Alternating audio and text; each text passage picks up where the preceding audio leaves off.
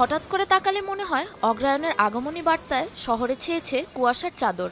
আসলে এই দৃশ্য ভারতের রাজধানী দিল্লিতে ভেসে বেড়ানো বিষাক্ত ধোঁয়াশার।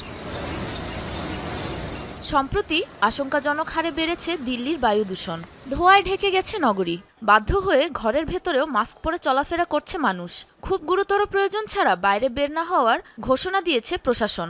জ্বালানি দূষণ কমাতে পরামর্শ দিয়েছে গণপরিবহন ব্যবহারের।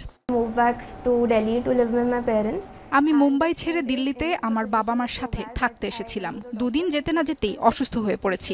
ডাক্তার আমাকে যত দ্রুত সম্ভব দিল্লি ছাড়ার পরামর্শ দিয়েছে, না হলে আরও বড় কোনো রোগ হওয়ার আশঙ্কা রয়েছে। শুধুমাত্র এই দূষণের জন্য যে শহরে আমি বড় হয়েছি তা আমাকে ছেড়ে দিতে হবে।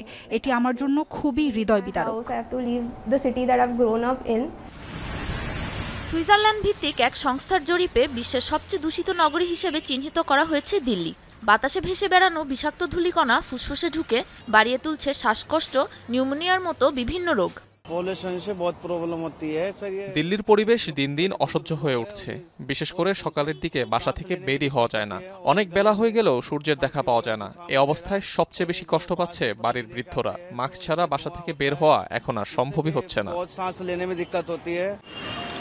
পরিস্থিতি মোকাবেলায় শহরের সব প্রাথমিক বিদ্যালয় বন্ধের ঘোষণা দিয়েছে কর্তৃপক্ষ। চলছে অনলাইন ক্লাস। বন্ধ রয়েছে গুরুত্বপূর্ণ নয় এমন সব স্থাপনা নির্মাণের কাজও। দূষণ নিয়ন্ত্রণ না হওয়া পর্যন্ত দিল্লির বাসিন্দাদের নিরাপদ স্থানে সরে যাওয়ার পরামর্শ দিয়েছে চিকিৎসকরা। সাবরিনা নুসরাত, যমুনা নিউজ।